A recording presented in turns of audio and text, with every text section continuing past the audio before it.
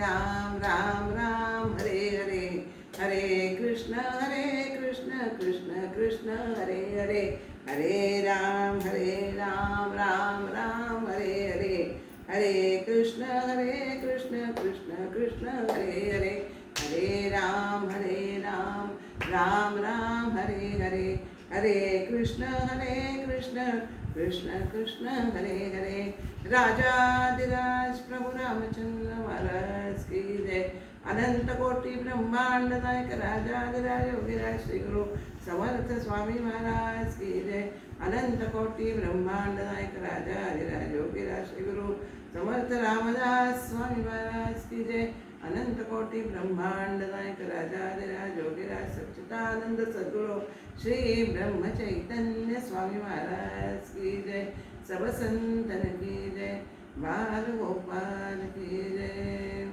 गणेश शारदा चैव सद्गुरु सज्जनस्तथा आराध्य दैवतं गुह्यं सर्वं मे रघुनंदना। गुरुर्ब्रह्मा गुरुर्विष्णु गुरुर्देवो महेश्वरः, गुरुः साक्षात् परब्रह्म तस्मै श्री गुरवे नमः। शुकासारिखे पूर्ण वैराग्य जाचे, वसिष्ठा परी ज्ञान योगेश्वराचे, कवी वाल्मिका सारिका मान्य ईसा, नमस्कार माझा सद्गुरु रामदासा। मला वाटते अंतरित्वा वसावे, तुझ्या दास बोलासी त्वा बोध भावे, अपत्या परी पावली प्रेम ग्रासा, महाराज या सद्गुरु रामदासा। राजाधिराज प्रभु रामचंद्र महाराज की जय। सद्गुरु श्री समर्थ रामदास स्वामी महाराज की जय। जय जय रघुवीर समर्थ। श्री रामरायांच्या चरणी, श्री स्वामींच्या चरणी, समर्थ रामदास स्वामींच्या चरणी आणि महाराजांच्या चरणी आणि आपणा श्रोत्यास वंदन करून आपण दासबोधाच्या दशक 6 ह्याच्या समासातील 6व्या समासाचा थोडासा उर्वरित भाग आणि 7व्या समासाची सुरुवात असा आजचा आपण विषय घेणार आहोत। तत्पूर्वी आपण सद्गुरूंचा महिमा या गाण्यातून ऐकणार आहोत।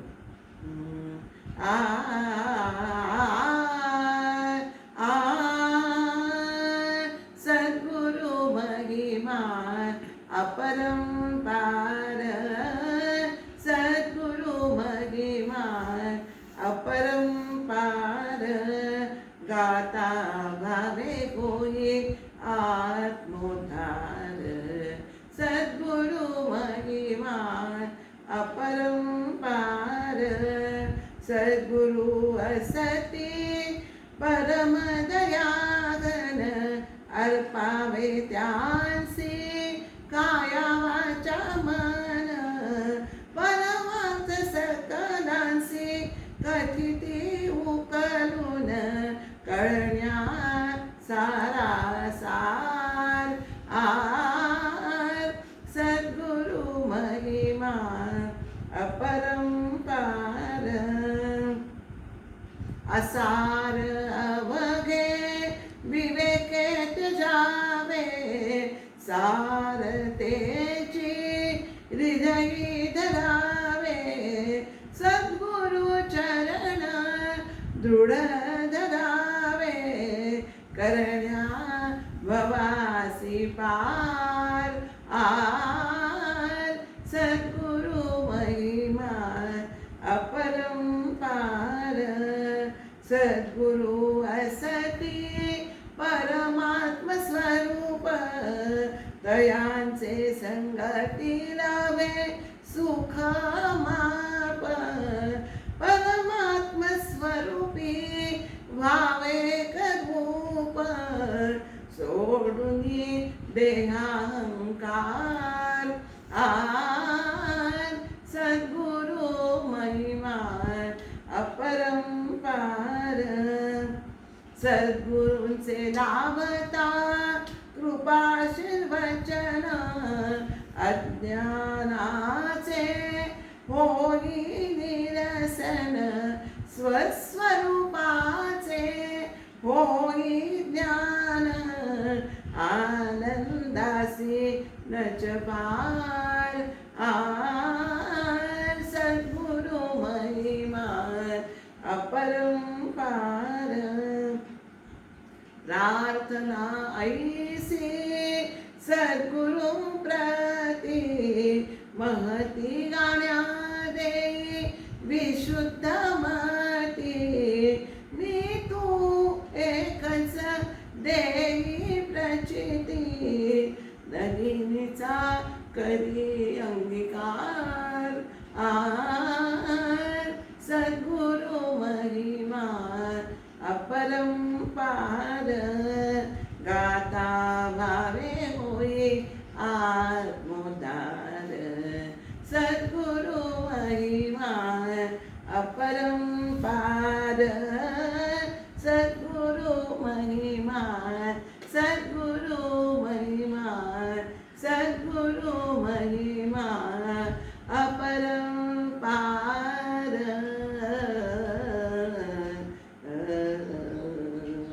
सद्गुरुनाथ महाराज की जय। जय जय रघुवीर समर्थ।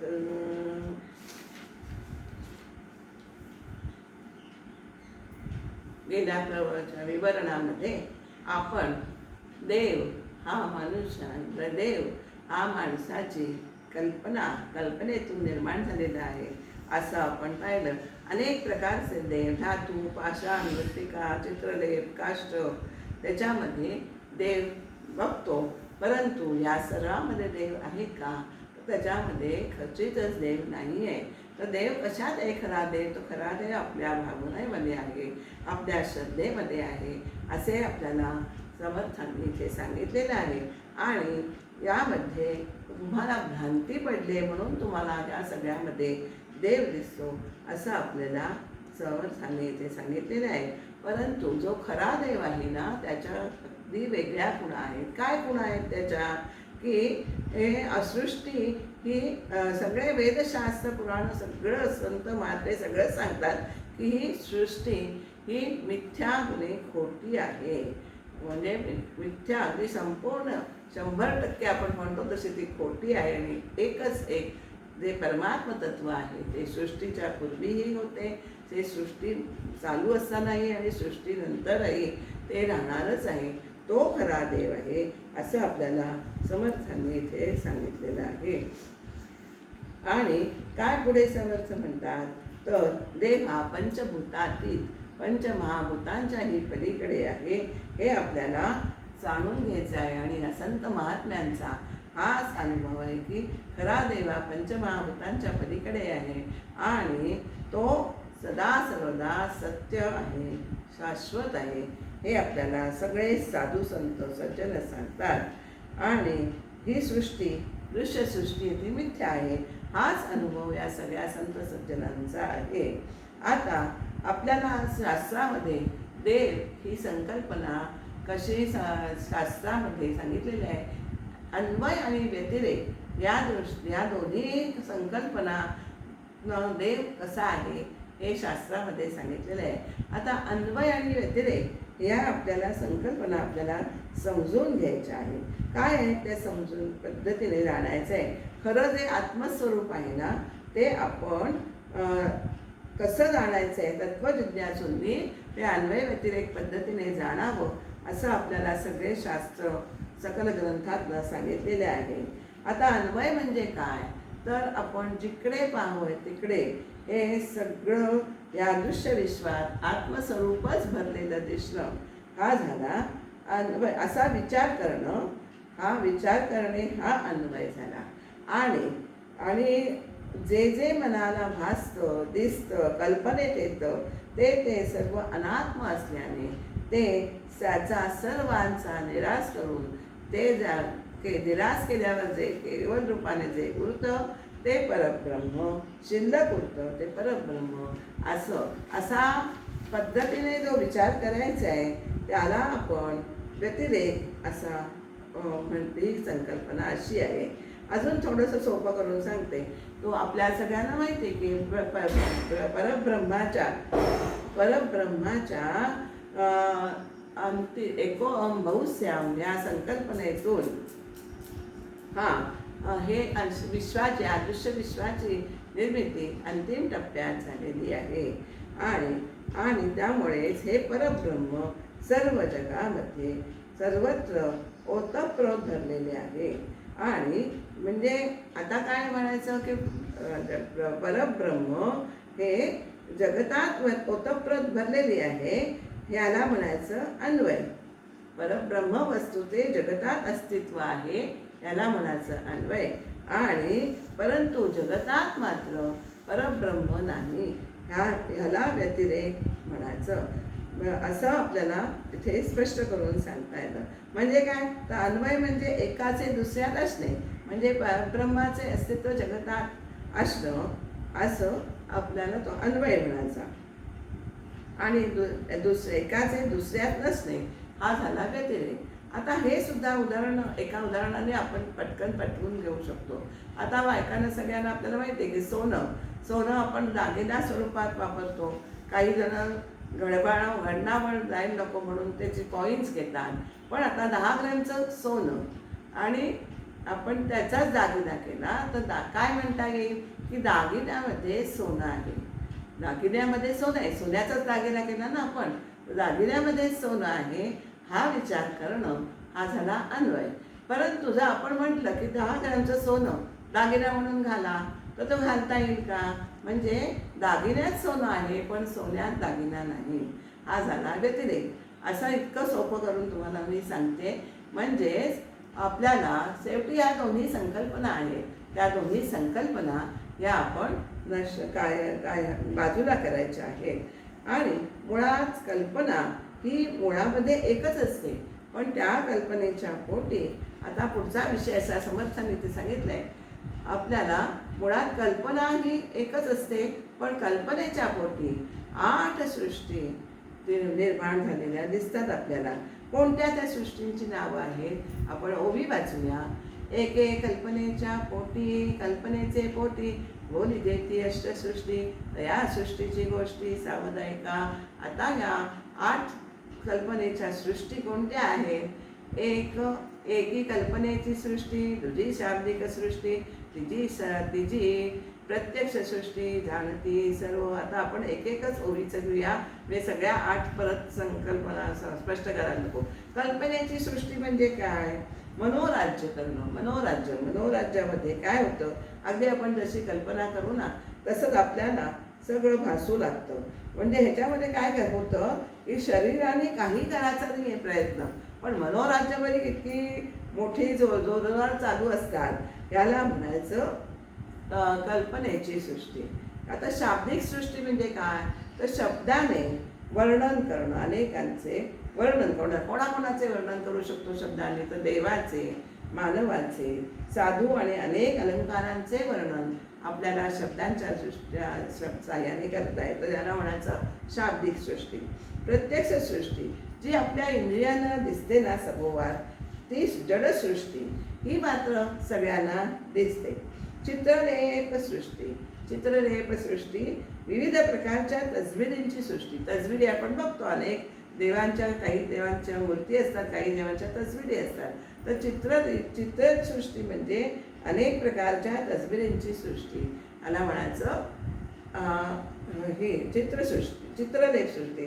आता हे चित्रलेप करून मला सारखं मनामध्ये येत आहे की चित्रपट सृष्टी सुद्धा आलेली आहे की चित्राच्या सृष्टीमध्ये आपण इतके रमून जातो. चित्रपट बघताना तिथे कसं मागचं त्यांचं दिसतो 3 तासच ह्याच्यावर स्क्रीनवर, पण आपण त्याच्यामागे कशी चित्रपट सृष्टी असते तेही सुद्धा अगदी बघण्यासारखं आहे बघा.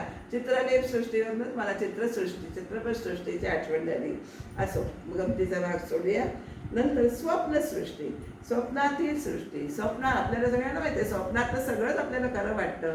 किती खरं वाटतं की आपल्याला खरोखर अंगावर धावून येत आहे, किंवा एखादा सर्पला त्याचं दर्शन आपल्याला होत आहे आणि खरोखर आपल्याला आपण खूप म्हणजे त्याच्यामध्ये इतकं हे होतं, खरं वाटतं म्हणजे असं. पण उठून बघतो तर काहीच नसतं ना तिथे.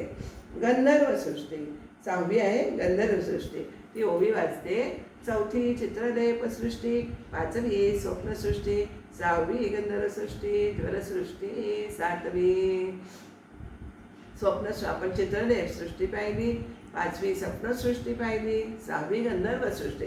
गंधर्व सृष्टीमध्ये काय, जे आकाशामध्ये आपल्याला निरनिराळे रंग दिसतात की नाही, विचित्र विचित्र रंग आणि इंद्रधनुष्य आदी देखावे दिसतात, किंवा रंगात जगांचेच वेगवेगळे आकार आपल्याला भासतात, जाणवतात, त्याला म्हणायचं गंधर्व सृष्टी.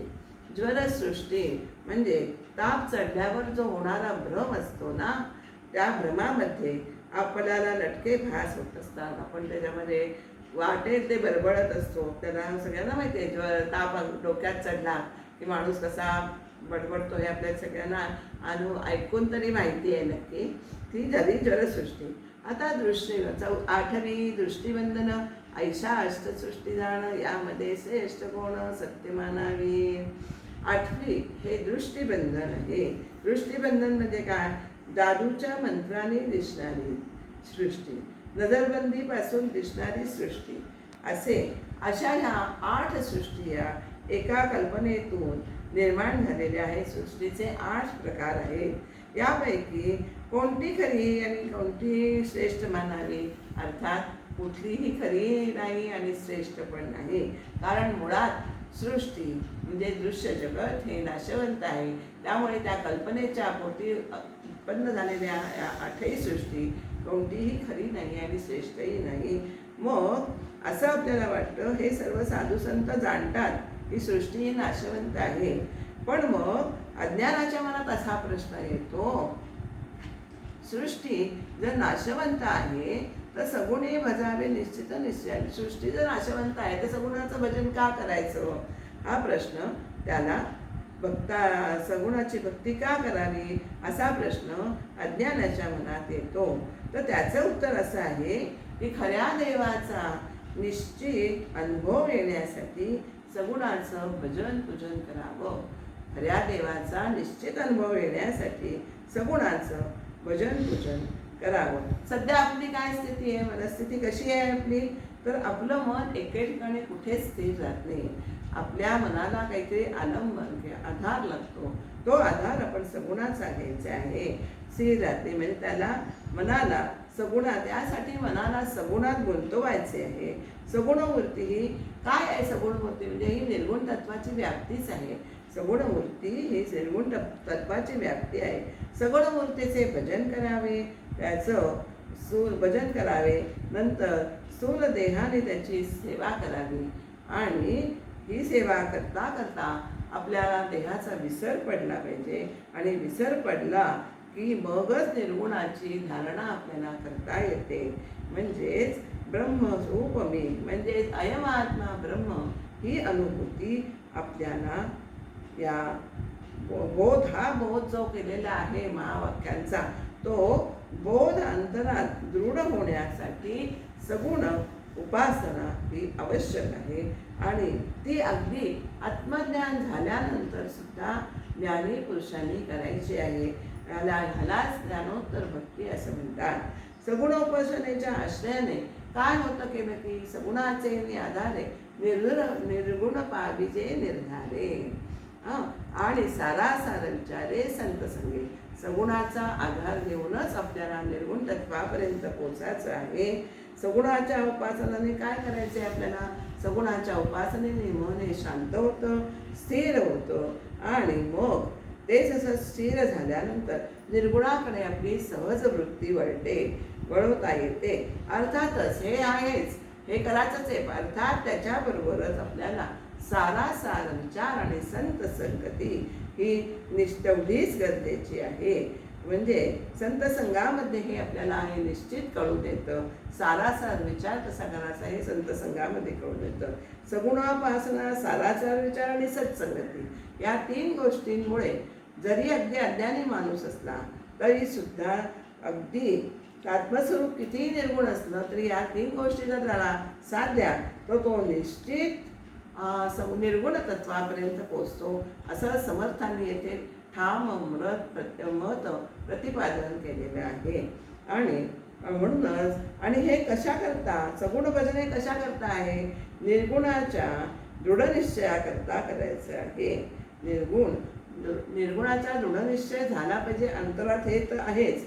आणि इतर मुमुक्षूंना आपल्याला या गोष्टीच्या आधाराने ते ज्ञान प्राप्त करून घ्यायचं आहे. तर म्हणून ज्ञानी माणसांनी ही सगुणोपासना कधीही सोडायची नाही आहे. त्यांचाच आदर्श आपण ठेवून ते ज्या मार्गाने परमात्म्यापर्यंत गेले त्या मार्गावरच आपल्याला चालायचं आहे. म्हणून ही निर्गुण उपासना ज्ञानी लोकांनी करायची आहे. दुसरं असं एक त्याचं कारण अजून सांगता येतं की त्यांनी का निर्गुण उपासना करायचे. वास्तविक त्याला सगळंच प्राप्त झालेलं आहे, परंतु लोकांच्या मनामध्ये सगुणोपासनेबद्दल आदर निर्माण झाला पाहिजे. जर त्यांनीच निर्गुण उपासना केली नाही तर सगुण निर्गुण उपासना करता करता त्यांनी जर ते सगुण उपासना सोडली तर लोकांना सगुणोपासनेचं महत्त्व कसं कळणार.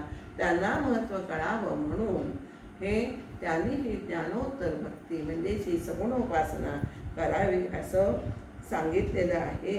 आणि हेच ज्ञानोत्तर सगुण भक्तीचे मर्म आहे असं आपल्याला इथे सांगितलेलं आहे. सत्संगतीने हा विषय आपल्याला निश्चितपणे चटकन कळतो, ध्यानात येतो आणि परमार्थाचा निश्चय पूर्णपणे आपला होऊन सर्व आशंका या सगळ्या फिटून जातात. परंतु सत्संगती न करता जर आपण शंकाच मनात धरून बसलो तर काय होणार, मनामध्ये अनंत गोंधळ निर्माण होतो आणि अनेक संशय निर्माण होतात. त्यामुळे सत्संगतीवर ही अत्यंत गरजेची आहे, सारासार विचार गरजेचा आहे आणि आपल्याला सगुणोपासना ही करतच राहायची आहे. आणि सगुणोपासना करायची आहे म्हणजे सगुण त्यांनी शेवटच्या वर दिला की सृष्टी मिथ्या जाणून रक्षावे सगुण. आपण दृश्य विश्वात राहतोय, ही सृष्टी मिथ्या आहे जाणलेलं आहे आपण, आणि त्या सगुणोपासना या दृश्य मिथ्या सृष्टीतच आपल्याला करायची आहे. त्यामुळे हे ध्यानी घ्यायचं आहे. सारांश काय आहे तर हे लक्षात ठेवायचं आहे की सृष्टी ही खरी नाही. हे ध्यानी घेऊन सगुणाचे पूजन करायचे, रक्षण करायचे, उपासना त्याची करायची सगुणाची म्हणजेच त्याचं रक्षण करायचे आहे. आणि ही स्वानुभवाची जी खूण आहे ती स्वानुभवी पुरुषच जाणतात. म्हणजे ज्ञानी जरी झाला तरी तो सगुणोपासना कधीही सोडत नाही. सगुण भक्तीच्या आचरणाची ही गुरु केली आहे. ती ज्ञानीला अत्यंत अनुभवी संतच त्याला जाणू शकतात. असं या समासाचं आपल्याला थोडक्यात आपल्याला हे अंती हे सांगता येईल. महत्त्वाचं आहे, मोस्ट इम्पॉर्टंट आपण म्हणतो तसं हे अत्यंत महत्त्वाचं आहे की सगुण भक्ती ही आपल्याला करायचीच आहे, संत संग करायचे आणि सारासार विचारही करायचे आहे. या तिन्हीमुळेच आपल्याला हे परब्रह्मापर्यंत पोचता येणार आहे. ही निश्चित गुणगान हा निश्चय सगुणोपासनेमुळे होतो असं या 6व्या समासाच्या अंती आपल्याला सगळ्यांनी लक्षात घ्यायचं आहे. आता याच्या पुढचा जो समास आहे तो सगुण भजन हा 7वा समास आहे. आता ह्याच्यातच समर्थांना तो विचारलं, सृष्टी मिथ्या आहे असं कळलं. ज्ञानीचे म्हणजे ते बघतात श्रोत्याचे प्रश्नही संपत असेल. सृष्टी मिथ्या आहे कळलं, पण मग सगुणाची उपासना तुम्ही का करायला सांगताय आम्हाला, असं त्याच्या मनात प्रश्न होतो. त्याला काय करावे, सगुण दृश्य दिसतं म्हणून तर खरं वाटतं, मग आता काय करायचं असं त्याचं उत्तर आपल्याला या पुढील समासात मिळणार आहे. सगुण भजन काय करायचंय. सगुण भजन हा एक विशेष समास म्हटला पाहिजे. सगुण भजन नावाचा जो समास आहे तो एक विशेष समास म्हटला पाहिजे. या समासातच आत्ताची मी ज्ञानोत्तर भक्ती सांगितली ना, त्याचं महत्त्व समर्थांनी या समासात विशद केलेलं आहे. तेच आपण या समासातून पाहणार आहोत. ब्रह्म हे सगुण आणि निर्गुण दोन्ही आपल्याला माहिती आहे. सगुण निर्गुण दोन्ही विलक्षण, ब्रह्म सनातन विठ्ठल सगुण निर्गुण दोन्ही विलक्षण. ब्रह्म हे सगुण आणि निर्गुण आहे असं संत सुद्धा म्हणतात. आणि ब्रह्मसनातन विठ्ठल हा असा अभंग आहे, आपण ऐकतो आपण नेहमीच.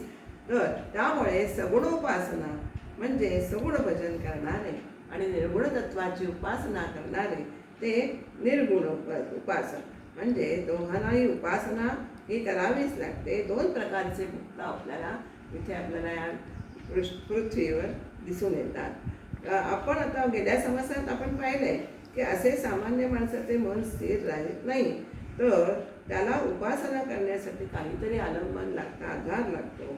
त्याची उपासना करता करता मग त्या उपास्य दैवताशी तो तदाकार होतो आणि मग त्याला देहाचा विसर पडतो आणि अंती तो निर्गुणापर्यंत पोचतो. अर्थातच याबरोबर सारासार विचार सत्संगती हे तितकंच महत्त्वाचं आहे. सत्संगतीमध्येच आपल्याला अनात्म काय अनात्म काय आहे हेही कळून येतं.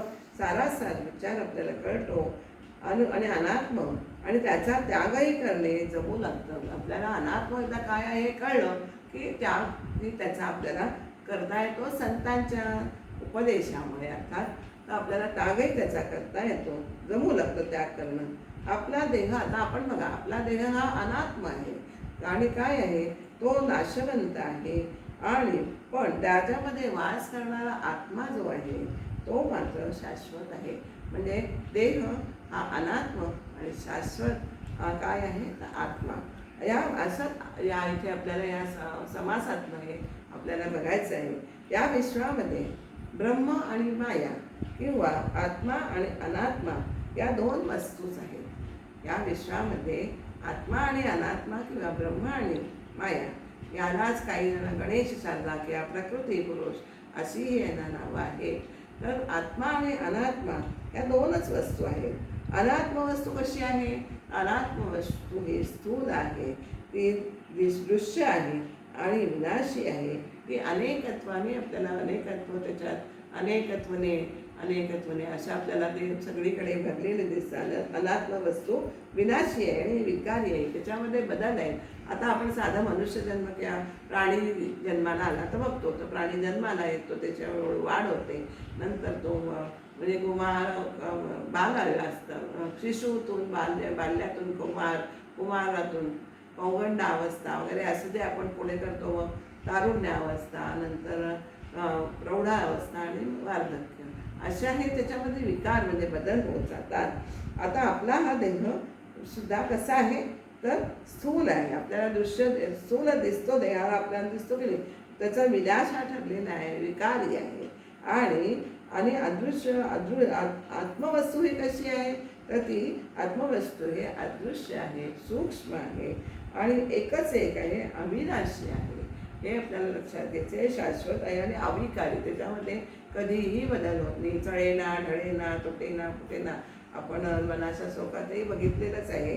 त्यामुळे आत्मस्वरूप किंवा स्वस्वरूप म्हणजेच आत्मा, म्हणजे हे आपला कशाचं हे आहे तर ते आत्मवस्तू आणि अनात्म वस्तू असं आपल्याला ह्याचे स्वरूप आपल्याला सांगता येतं.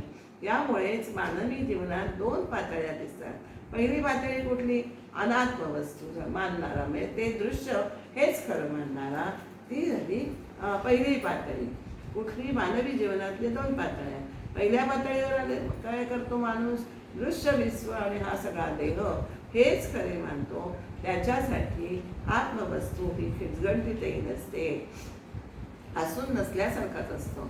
तर दुसऱ्या पातळीवरचा म्हणजे आत्मा आपण जर सूक्ष्म वगैरे आपण जे बघितलंय, तो माणूस कसा करतो? एकच एक आत्मा संपूर्ण सत्य मानतो आणि हे दृश्य विश्व आणि हा देह त्याला असून नसल्यासारखा आहे. त्यामुळे जीवनाच्या पहिल्या पातळीवरून म्हणजे अनात्म पातळीवरून आपल्याला आत्मपातळीवर चढायचं आहे आणि यासाठी जे आपल्याला चढायचं आहे, ही जी आपली प्रक्रिया आहे त्याला म्हणायचं परमार्थ. देहे बुद्धी ते आत्मबुद्धी करावी असं मनाच्या श्लोकात पण सांगितले ना समर्थाने. तर ब्रह्म हे आत्मस्वरूप असल्याने स्वतःमधील आपल्याला आत्मस्वरूपाची ओळख झाली ना की त्या विश्वामध्ये भरलेल्या स्वरूपाचीच आपल्याला विश्वात व्यापून भरलेल्या ब्रह्मस्वरूपाची ओळख व्हायला वेळ लागत नाही, ओळख होते. आणि स्वतःमधली आत्म्याची ओळख होण्यास त्यावर झाकण असलेली स्वतःपैकी एक आत्मा अनात्म वस्तू कोणती? आपलं आत्मस्वरूप झाकलं गेले आपल्या सगळ्यांना माहिती आहे. कशामुळे? तर देहबुद्धीमुळे ते झाकलं गेले आहे. तर देहबुद्धीचा आपल्याला जो अनात्म भाग आहे तो बाजूला करायला पाहिजे. आणि तो बाजूला केल्यावर जसं पाण्यातला जो गाळ असतो, शेवाळ असतं, ते बाजूला केल्यावर शुद्ध निखळ असं जे पाणी आपल्याला दृष्टीस पडतं, तद्वतच आपला देहाचा अनात्म भाग बाजूला केल्यावर आपण अंतर्मुख झाल्यावर आपल्याला आपल्या स्वस्वरूपाचं यथोचित दर्शन घडतं. तो बाजूला सरणं म्हणजेच मी आहे ही भावना पोचणारी देहबुद्धी हा स्वतःमधला अनात्म भाग आहे, तो आपण काढून टाकायचा आहे. आणि देहबुद्धी दूर सारण्यास देहबुद्धीचाच आश्रय घ्यायचा आहे. म्हणजे मग अशी आपण म्हटलं सगुणा विश्वामध्ये सगुणाचीच उपासना, देवाचा आधार घेऊन आपल्याला निर्गुणापर्यंत पोचायचं आहे. हाच विषय आपल्याला पुढे घ्यायचा आहे. देह सगुण आहे म्हणून आपला देह सगुण आहे की नाही, तर आपला देह पण हा सगुण असला पाहिजे. तर आपला देह जितका खरा आहे तितका आपला देव म्हणजे आपली उपास्य देवता ही खरी आहे, अशी दृढ भावना, दृढ श्रद्धा ठेवून प्रेमाने सगुणोपासना करावी. त्यामुळे आपली ही देहबुद्धी आहे ती आपोआप क्षीण होत जाते. आणि भगवंताची सेवा करण्यामध्ये होतं काय? सगुणाची सेवा केली भगवंताची तर आपल्या मीपणाचा आणि देहाचा विसर हा आपोआप पडू लागतो. आणि अशा रीतीने भगवंताच्या सगुण रूपाचे सतत मनामध्ये चिंतन होत गेलं की त्यापायी त्याच्या ठिकाणी आपली अशी दृढ निष्ठा निर्माण होते, श्रद्धा निर्माण होते. त्याचं अखंड ध्यान आपल्याला लागतं. आणि ध्यानाचीही पराकाष्ठा झाली की दिव्य प्रेम हे उत्पन्न होतं. आणि प्रेमामध्ये संपूर्ण आत्मनिवेदन घडून भगवंताचा प्रत्यक्ष साक्षात्कार घडतो. श्री समर्थ याला काय म्हणतात? हा भक्ती मार्ग आहे. भक्ती मार्ग हा सामान्य लोकांसाठी सकल संतांनी सांगितलेला आहे. कारण इतर सगळ्या मार्गांपेक्षा भक्ती मार्ग हा निश्चितच सुलभ आहे. आणि त्या भक्ती मार्गाने आपल्याला जाऊन आपल्याला भगवंताचा प्रत्यक्ष साक्षात्कार करून घ्यायचा आहे. त्यासाठी आत्मसाक्षात्कार ही चौथी पाहिजे. त्याच्यामध्ये परमार्थातील अर्थात चौथी पाहिजे. त्यासाठी प्रथम पाहिजे श्रवणसुद्धा संत मुखाने सत्संगतीत श्रवण झालं पाहिजे, त्याचं मनन झालं पाहिजे. आणि ते मनन करून ते ऐकलंय ते कृतीत आणणं हे निधिध्यासन. आणि नंतर इतक्या सगळ्या पायऱ्या ओलांडून चौथी पायरी येते ती आत्मसाक्षात्काराची. असं आपल्याला परमार्थाच्या साधना उपनिषद सिद्ध साधना आहे हे ह्या पायऱ्या 4 आहेत. आणि समर्थ ह्यालाच भक्ती मार्ग असं म्हणतात. या समासामध्ये अजून मी मगाशी म्हटलं की हा विशेष समास आहे. याचं कारण दुसरं असं आहे की समर्थ म्हणतात स्वतः समर्थांनी श्रीरामाची उपासना करत त्याने आपल्याला कसं मार्गदर्शन केलं आहे याचे सूत्रमय पण अर्थपूर्ण वर्णन या समासामध्ये त्यांनी केलेलं आहे. हा या समासाचा अजून एक विशेष आहे. म्हणून हा समास विशेष आहे. साधकांच्या दृष्टीने हे अतिशय गरजेचं आहे. आता आपल्याला सगळ्यांना समजलं की आत्मसाक्षात्काराने अंतिम सत्याचे दर्शन होतं. अंतिम सत्याच्या दृष्टीने काय आहे? हे पंचभौतिक दृश्य विश्व हे मिथ्या आहे, असून नसल्यासारखे आहे. हे सत्याच्या दृष्टीने आपल्याला कळतं. नसल्या तर हे जर खरं आहे, हा मगाच्या त्या श्रोत्याचा प्रश्न, हे जर खरे आहे तर मग सगुणोपासना परमार्थात काहीच स्थान उरणार नाही असं त्याला शंका येते. म्हणूनच समासाच्या आरंभी पहिल्या 8-9 ओव्यांमध्ये या शंका वक्त्याला श्रोता विचारत आहे. मग अशी म्हटलं तसं समर्थ व कोणाच्या म्हणजे अज्ञानाच्या मनात कोणत्या शंका येतील तेच उत्पन्न करतात. आणि ज्ञानी त्याला कसं उत्तर देतो त्याचंही ते समर्थच त्याचं निराकरण करतात ज्ञानाच्या दृष्टीने, ज्ञानाच्या मुखातून. आता ज्ञाने दृश्य मिथ्या झाले तरी का पाहिजे भजन केले केले कार्य प्राप्त झाले हे निरोप आले. श्रोता काय म्हणतो? आत्मज्ञान झाल्यावर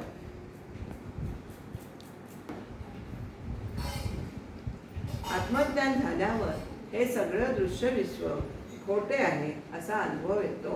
मग असं जर झालं तर मग भजन का करायचे? भजनाने काय मिळते? असा आपल्याला अज्ञानी श्रोता वक्त्याला प्रश्न विचारतो. आणि त्या भजनामुळे काय मिळतं हे मला समजावून सांगा. आणि पुढे काय म्हणतो तो की ज्ञानाहुनी श्रेष्ठ असे ना तरी का पाहिजे उपासना. उपासनेने जना काय प्राप्त. या जगात ज्ञानाशिवाय श्रेष्ठ असं दुसरं काहीच नाही. गीतेमध्ये पण हा विषय आलेला आहे की ज्ञानाशिवाय दुसरं काहीही श्रेष्ठ नाही आहे. मग उपासना कशाला करायची? उपासना करून लोकांना मिळणार आहे काय? असं त्याला प्रश्न पडतात. आणि अंतिम सत्य जर निर्गुण आहे तर सगुणाला तिथे स्थानच नाही असं होईल ना. तर मग उपासना करू, भजन केल्याने काय विशेष गुण प्राप्त होणार आहे असं आपल्याला तो अज्ञानी वक्त्याला विचारतंय. सगळं दृश्य हे जर नाशवंत आहे तर नाशिवंत सगुणाच्या भजनाचं कारण काय? अशा या सगळ्या इतक्या छान होत्या की ह्याच्याबद्दल समजताना सामान्य माणसाचा दृष्टिकोन व्यक्त केलेला आहे. सामान्य माणसाला कसं वाटतं की परमार्थ म्हणजे काय? तर का करायचा हा परमार्थ? निर्गुणाने मोक्ष प्राप्त येतो असा तर आपल्याला प्रत्यय येतो. तर सगुण काय देणार आहे? सगुण काय देऊ पाहतो सांगा स्वामी. असं इतकं आपल्याला तो प्रश्न विचारतोय भक्त्याला. सगुण नाशिवंत असं सांगता आणि सगुणांचं पूजन करावं असंही म्हणता. तर मग ते कशासाठी करायचे भजन हे मला तुम्ही समजावून सांगा. मी आतापर्यंत स्वामींच्या भिडेमुळे मला ज्या शंका आल्या ते मी बोलू शकत नाहीये. पण ते मनाला हे दोन्ही म्हणणं मला पटत नाहीये. तर साध्य झालेलं आहे, साध्य पदरात पडलेलं आहे. तर मग साधनांचं काय आपल्याला गरज आहे असं श्रोत्यांचं बोलणं आपण त्याचं आता उत्तर काय देत आहेत ते आपल्याला ऐकायचं आहे. तर काय सांगतोय?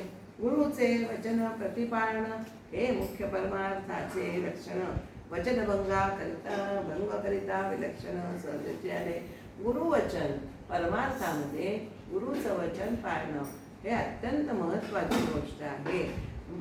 हे मुख्य परमार्थाचं लक्षण आहे.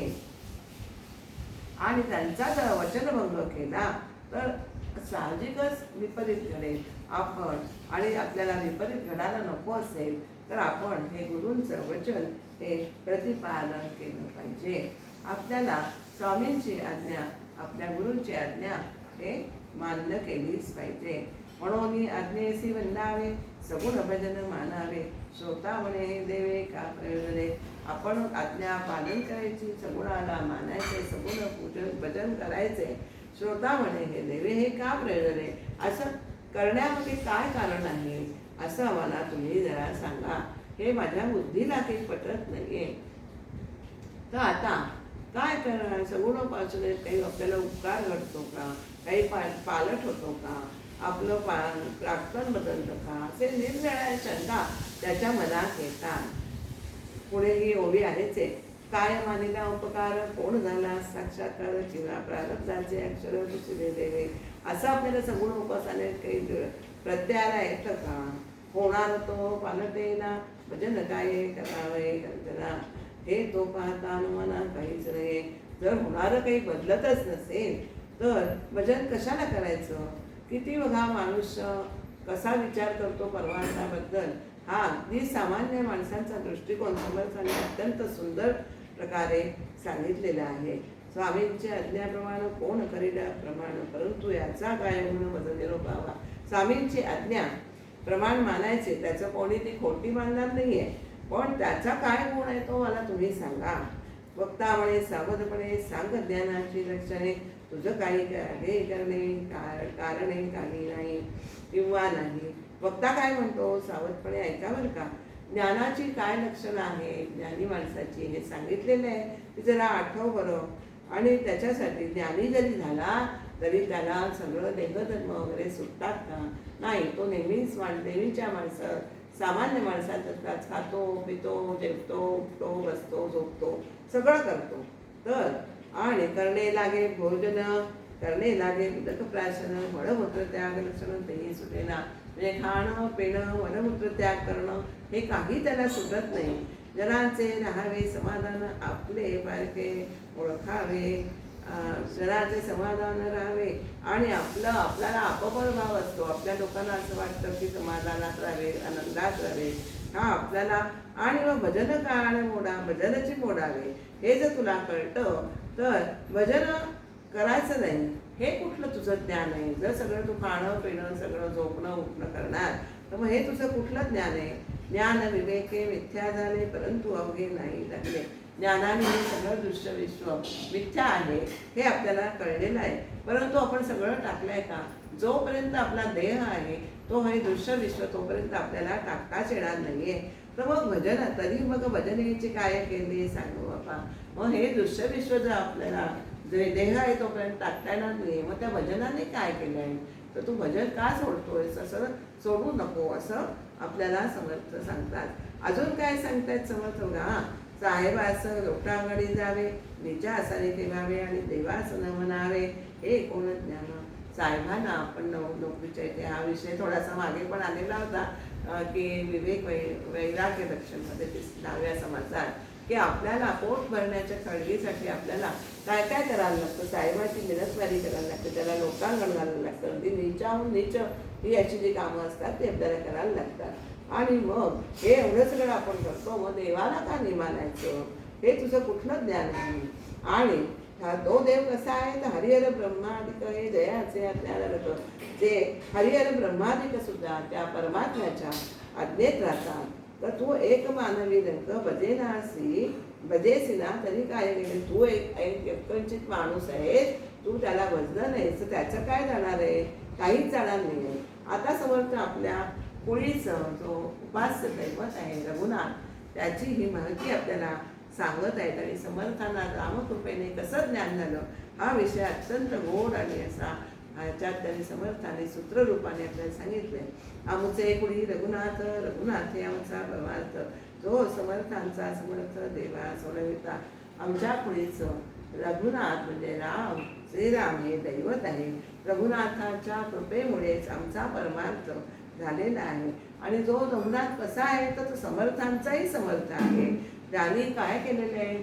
सगळ्या देवांना बंदीखान्यातून सोडवलेलं आहे. त्याचे आम्ही सेवकजन सेवे करतात झाले ज्ञान. त्याचे आम्ही सेवक आहोत, दास आहोत. त्याची सेवा करूनच आम्हाला हे आत्मज्ञान प्राप्त झालेलं आहे.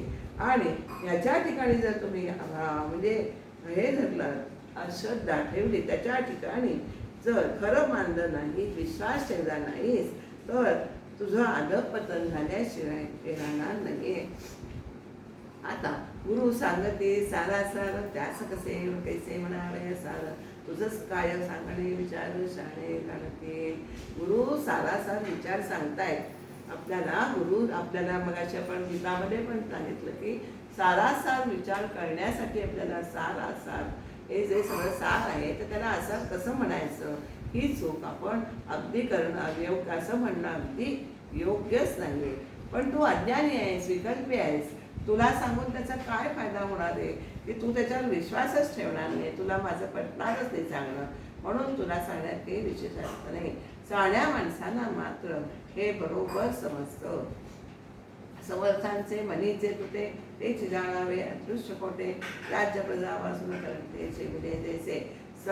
जे सामर्थ्यशीलवांचं असतात किंवा जे आत्मज्ञानी असतात त्या संतांच्या मनातून जर एकदा एखादा माणूस उतरला ना की त्याचा आपल्याला उतरणं, हे मनातलं माणूस उतरणं ही खरोखरच दुर्दैवाची गोष्ट आहे. त्याला दाखला काय दिलाय समर्थांनी? राज्यपदाचा हक्क असणारा राजपुत्र जर दुराचाराने वागू लागला तर तो सगळे हक्क गमावून बसतो. त्याचप्रमाणे आपल्याला आपल्या सद्गुरूंचं वचन जर आपण मानलं नाही तर आपले सगळे हक्क जे असतात ते आपण गमावून बसतो. वस्तू भजन करीना ना तरी ना न करी असे म्हणा. तो भजन वस्तू म्हणजे परमात्मा स्वरूपाचं भजन करत नाही आणि भजन करीत नाही असंही म्हणत नाही. आता ह्याला काय करावं, तर तिथे जरी हे जाणावी कल्पना लढवली राहिली तर तिथे आपल्याला देहाभिमानाची कल्पना जी आहे, अभिमान, मी देहा जो अभिमान आहे, ती कल्पना अंतर्यामी सुप्तपणे बसलेली आहे असं नक्की समजावं. तरी आता ऐसे न करावे. एवढं सगळं सांगितलं समर्थाने, तरी आता तू असं करू नकोस. रघुनाथ भजनी लागावे, तेनेची ज्ञान बोलावे, चढेना ऐसे. रघुनाथाचं तू भजन केलंस तर तुला नक्की ज्ञान प्राप्त होईल आणि सत्य काय आणि असत्य काय हे तुला असं कळेल. सगुणाच्या उपासनेतूनच आपल्याला हे सत्य आणि शाश्वत असं आत्मज्ञान प्राप्त होतं. आणि सगुण काय करतं, तरी दुर्जनांचा संहार, भक्तजनासी आधार, ऐसा हा चमत्कार रोखणा चाले. सगुण अवतार जेव्हा घेतात तेव्हा ते काय करतात, दुर्जनांचा संहार करतात आणि भक्तांचं रक्षण करतात. भक्तांचं रक्षण करतात आणि दुर्जनांचा संहार. त्यासाठीच परित्राणाय साधूनां विनाशाय च दुष्कृतां धर्म संस्थापनार्थाय संभवामि युगे युगे असं समर्थ आपल्याला गीतेमध्ये त्यांनी म्हटलेलं आहे. तर आता हे रामाची उपासना केल्याने काय होतं हे आपल्याला समर्थाने इथे छान सांगितले. मनी धरावे ते होते विघ्न अवघे नासून जाते. श्रीरामचंद्रांनी उपासना म्हणजे आपण मनात जो संकल्प धरतो की तो संकल्प आपोआप पार पडतो. सारी विघ्नही आपोआप नाहीशी होतात. रघुनाथाने कृपा केली म्हणजे याचा आपल्याला प्रचिती येते. रघुनाथ भजने ज्ञान झाले, रघुनाथ भजने व्रत वाढले, म्हणून या तू केले पाहिजे. आणि मला काय झालं, रघुनाथाच्या भजनाने मला ज्ञान झालेले आहे. रघुनाथाच्या भजनाने माझं महत्त्व या जगतामध्ये आपण आज बघतो किती समर्थ भक्त आहे. माझं महत्त्व या रघुनाथाच्याच भजनाने वाढलेलं आहे. म्हणून सुद्धा तुला हे पहिल्यांदी रघुनाथाचं भजन केलं पाहिजे. आणि हे तो आहे सप्रचित आणि तुझं वाटते ना प्रचित साक्षात्कार आहे. हे जर तुला खोटं वाटत असेल तर तू त्याची प्रचिती साक्षात्कार करून प्रत्यय घेण्याचा आणि मग ठरव की रघुनाथाच्या भजनाने हे ज्ञान होणार आहे असं हे लक्षात ठेवायचे. रघुनाथ स्मरून कार्य करावे. आता सर्वसामान्य जनांना हा उपदेश आहे आपल्याला. रघुनाथाला स्मरून म्हणजेच आपण म्हणतो की देहाचा आपण प्रपंचात कार्य करतो ते रघुनाथाला म्हणजे देवाला स्मरून करायचे आहे की ते तत्काळ सिद्धी पावतं. आणि करता राम हे असावे अभ्यंतरी. मनामध्ये कायम करता राम आहे हे नक्की समजावं. मी करता म्हटलं तर आपलं आपल्याला दिसतं का, सगळं आपल्या मनासारखं घडतं का, नाही घडत. पण तेच आपण राम करता म्हटलं तर आपल्याला यशकीर्ती प्रताप आपल्या गेल्या ह्याच्यात आपण बघितलेलं आहे की आपल्याला प्राप्त होतं. राम करता राम मी नव्हे आपण ऐसे सगुण निवेदन. असं मी करता नाही तर करता राम आहे हेच सगुण निवेदन आहे. आणि निर्गुण येते अनन्य निर्गुणाची हो येते. आपल्याला ईश्वर करता करून आपल्या असं भावना ठेवून जीवनातली सर्व कर्म केली तर वासना म्हणजे मी ही वासना करतो, ही वासना आपोआप क्षीण होत जाते आणि मन हे अंतर्मुख बनतं. शिवाय आपण भगवंताच्या हातातील बाहुले आहोत. त्यामुळे तोच आपल्याकडनं हे सगळं कार्य करून घेत आहे. मी करता ऐसे म्हणता काहीच घडेना सर्वता रचित भाषे करे आता शिगरसी पाय. मी करताय भावनेने स्वतःकडे कर्म केले घेतले करते पण तर मनासारखे काहीच घडू देत नाही. याचा अनुभव पाहिला असेल तर तुम्हाला तो आपल्या जीवनात लगेचच दिसतो नाही का. मी करता ऐसे म्हणसे ते नाही तू कष्टी होसी राम करता म्हणता पामसी यश कीर्ती प्रताप. या असं आत्तापासून म्हटलं मी करता म्हटलं की त्याने तो दुःखी कष्टीच होणार आहे. त्यामुळे मी करता असे म्हणतं की काय होतं, काय होईल, कसं होईल, चिंता आपल्या मनाला लागून जाते. पण तेच राम करताय म्हटल्यावर आपण त्याच्या रामाच्या खांद्यावर भार टाकून निश्चिंत मनाने राहतो. एके भावनेसाठी देवाची पडे तुटी का ते होय कृपा दृष्टी देव करता भावता. मी करता या भावनेपोटे आपण आमचा भगवंत मात्र गमावून बसतो. आता देव का आता याच्यात आपल्याला देव आणि आपल्यातली तुलना केली बरं का. आपण आहोत 2 दिवसाचे, आपण 2 दिवसाचेच आहोत, पण देव मात्र बहुत काळांचा आहे. आपल्याला थोडंच जण ओळखतात, तरी आपल्याला वाटतं आपल्याला खूप जण ओळखतात, पण देवाला मात्र त्रैलोक्य जाणतं. या कारणे रघुनाथ भजन त्यासी मानिती बहुत जण ब्रह्माधिकाधी करून रामभजनी तत्पर. यासाठी रघुनाथ भजन जो करतो त्याला पुष्कळ जण मानतात. ब्रह्मादिक सगळे देव आपल्याला रामभजनी तत्पर असल्याने दिसतात. ज्ञानबळे उपासना आम्ही भक्त जरी मानू ना, तरी या देशाच्या भक्ताला पाहो भक्तपणे. आम्ही जर ज्ञानबळाने भक्त आम्ही उपासना सगुण करावी असं मानलं नाही तर काय की आम्ही भक्त आहोत, आम्हाला आत्मज्ञान झाले, पण ज्ञानाच्या जोरात आम्ही उपासनेचा अनादर केला तर टाकून दिली तर अभक्तपणे आमच्या जीवनात दोष निर्माण होईल. देव उपेक्षित होरपणे तरी मग त्याचे तो जाणे, अप्रमाणते शासेवाणे नव्हे की श्रेष्ठा. देव मी ज्ञानी आहे अशा मोठ्या ताठ्याने जर कोणी ईश्वराच्या उपासनेला तुच्छ मानली तर काय होणार आहे, त्याचा परिणाम त्याला भोगायलाच लागणार आहे आपल्याला. आणि स्वानुभवाच्या उलट असल्याने जे अयोग्य आहे ते श्रेष्ठ पुरुषांना कधीच श्लाघ्यमान्य वाटत नाही, त्यांना कधीच मान्य होत नाही. देहास लागली उपासना आपण विवेके उरेना ऐसी सिटी सजना अंतरेचे. देहाला उपासना हे लावलीच पाहिजे. देह सगुणाच्या उपासनेत गुंतवून ठेवायचा, विवेकाने मीपणा नाहीसा करायचा आणि मनाने सत्स्वरूपानुसंधान साधायचे. हे संत जीवनाचे रहस्य आहे. सकळ मिथ्या होऊन जाते हे रामभजने कळून येते. दृश्य ज्ञानियांचे मते स्वप्न देसे. सगळं मिथ्या हे आपल्याला कधी कळतं तर रामाचे भजन केलं की आपल्याला सकळ मिथ्या हे कळून येतं आणि दृश्य हे खोटं आहे आपल्याला प्रचिती येते. भगवंताच्या उपासनेने हे कळते आणि ज्ञानी पुरुषांच्या मताने हे सगळे दृश्य जे आहे ना ते दृश्य स्वप्नासारखं आहे. स्वप्न कसं नाहीसं होतं तसे एकदा ज्ञान झालं की हे दृश्य जगत नाहीसं होतं. मिथ्या स्वप्न विवंचना तैसी सृष्टीची रचना दृश्य मिथ्या साधना कळू आले. आपल्याला स्वप्नातील व्यवहार आपण करतो, कोणाला पैसे दिले पण ते खरे दिलेले असतात का नाही, स्वप्नातला व्यवहार खोटाच असतो. त्याप्रमाणे ही सृष्टीची रचना हे मिथ्या आहे. हे साधूजनांना हे दृश्याचे खोटेपण कळून आलेले आहे. आक्षेप झाला श्रोतयांसी मिथ्या तरी का दिससे आमासे, याचे उत्तर पुढील समासी बोलले असे. आता श्रोता काय म्हणतो की मिथ्या आहे तरी का दिसते आम्हाला, याचं उत्तर आपल्याला समर्थ नाही.